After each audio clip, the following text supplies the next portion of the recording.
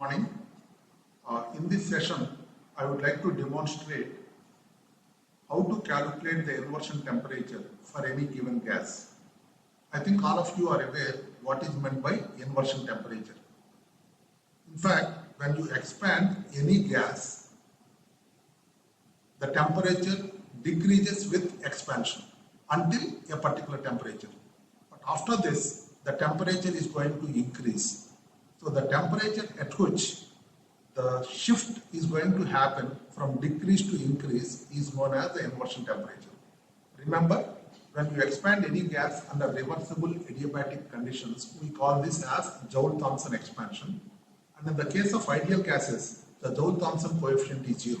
There will not be any change in temperature with expansion if the gas is going to behave ideally. However, in the case of real gases, usually the temperature decreases with expansion until a particular temperature, and after this temperature, inversion temperature, the temperature is going to increase with expansion. However, the temperature decrease is going to be very high compared to the temperature increase even after this inversion temperature. Now, I will not go into many details. I will just show you how to calculate this inversion temperature using Aspen. Probably if you are interested, you can go into literature and try to identify some other features involved with this Joule-Thomson expansion.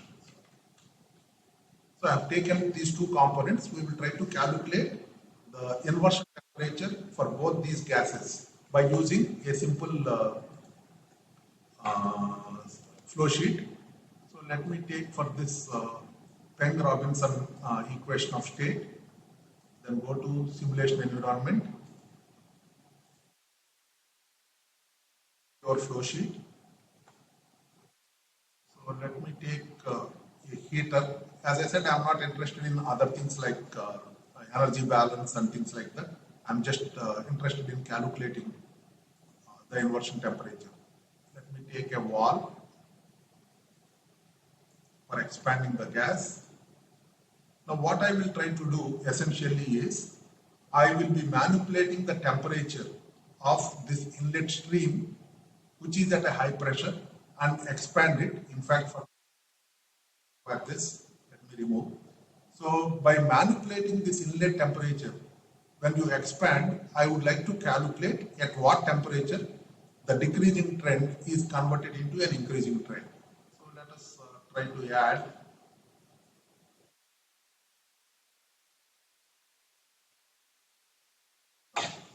go to the next input screen.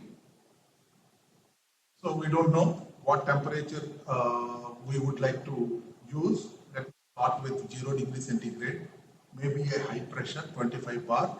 Initially, let me consider nitrogen, let's say some amount of nitrogen, maybe 10 kilomoles per hour or whatever is that number. Go to the next input.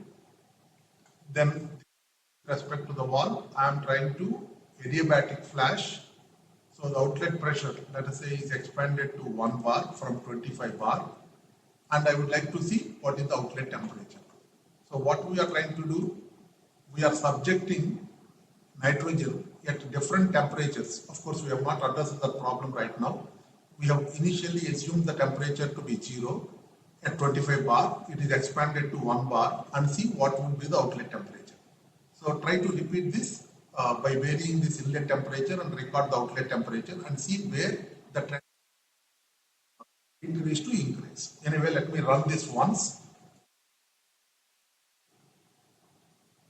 Now if you try to see the stream summary, remember the inlet was at 0 degrees centigrade, the outlet was minus 7.22842.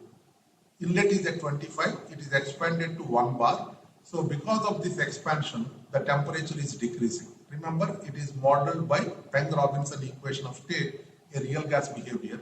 So in the case of real gases, there will be always a temperature decrease, of course, until and unless you reach that inversion temperature. Now, how do we calculate the inversion temperature? We don't have any idea about the inversion temperature. So let me use a sensitivity block, say new. So I would like to vary the inlet temperature. is the stream variable.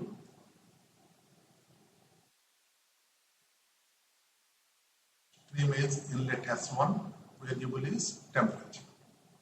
Now we started with 0. We don't know what temperature this trend is going to reverse. In general, let me assume it is 1000. Maybe an increment of, let us say, 50 to start with. Then we can fine tune our results. So next, what is that we are interested in observing the outlet temperature from the wall. So this is a stream variable. Stream is S2, the outlet from the wall, and the variable is temperature.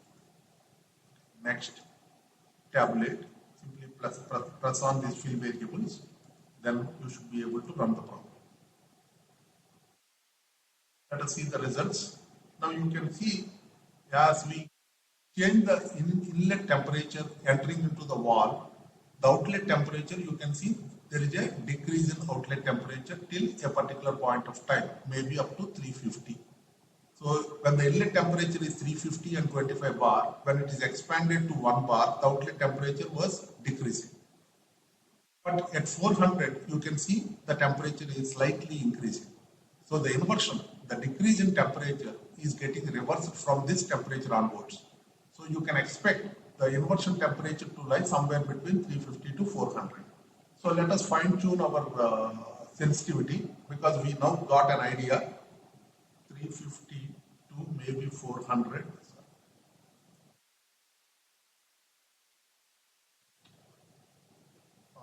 In steps of 350 to 400. Let us take maybe 1 to observe accurately. Now let's again. So once again you can see the results.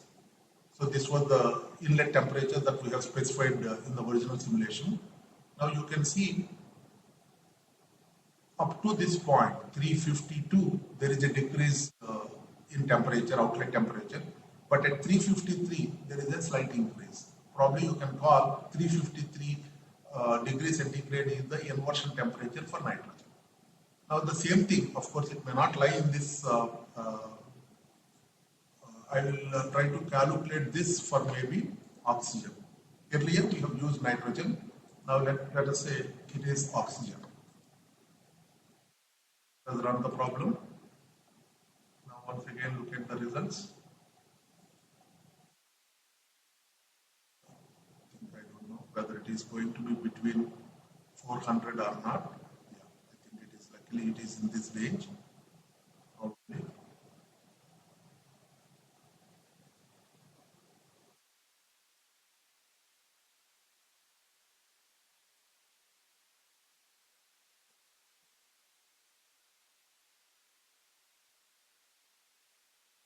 So you can see the inversion temperature is not between 350 to 400, probably slightly above 400 for oxygen, because even at 400 there is a small decrease in temperature. So let me change the range. 350. Then run this problem.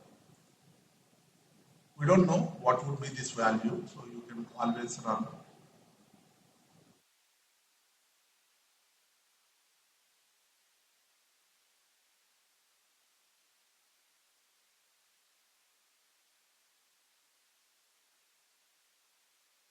We better go for a large range, maybe 1000, and then if you want you can probably reduce the increment and then try to find out where is the actual inversion temperature.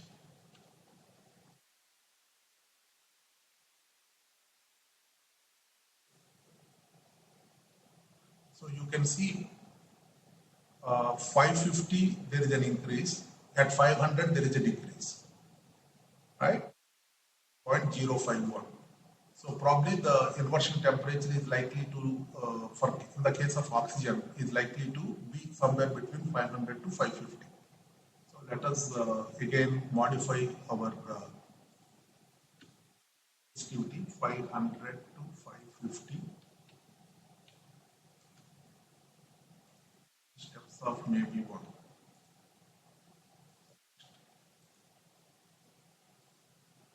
Now you can see where is it is happening.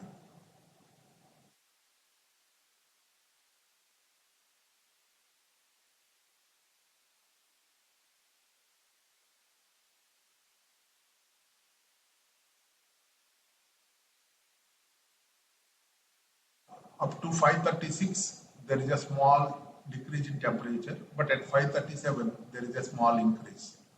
Now, as you can observe, one important aspect is, as I have shown right in the beginning, the decrease in temperature usually would be larger when the inlet temperature is smaller. But as the inlet temperature itself is increasing, the temperature is also limited.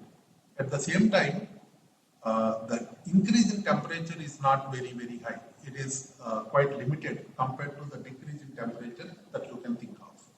So in this way, you should be in a position to calculate the inversion temperature. Probably it will be very difficult for us to find out the inversion temperature for any gas without calculation. So whatever may be the gas, you should be in a position to handle these calculations. Let me try to change. Is the inversion temperature a function of pressure? So instead of 25 bar, let us say if I take 50 bar, is it going to change? Now, what about the results of the previous? The actual value was around 37, right? This was the inversion temperature at 25 bar.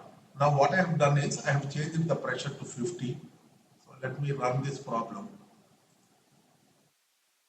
See what is happening. So you can see, even though the pressure, of course, the change in temperature might be slightly different, but the inversion temperature is once again observed to be 537, right? In this way, at any given pressure, I mean the expansion, the starting pressure, the ending pressure, and the inlet temperature is going to make a difference. So using this kind of a change, you should be in a position to calculate what is the inversion temperature for any given gas. So with this, I would like to close the session.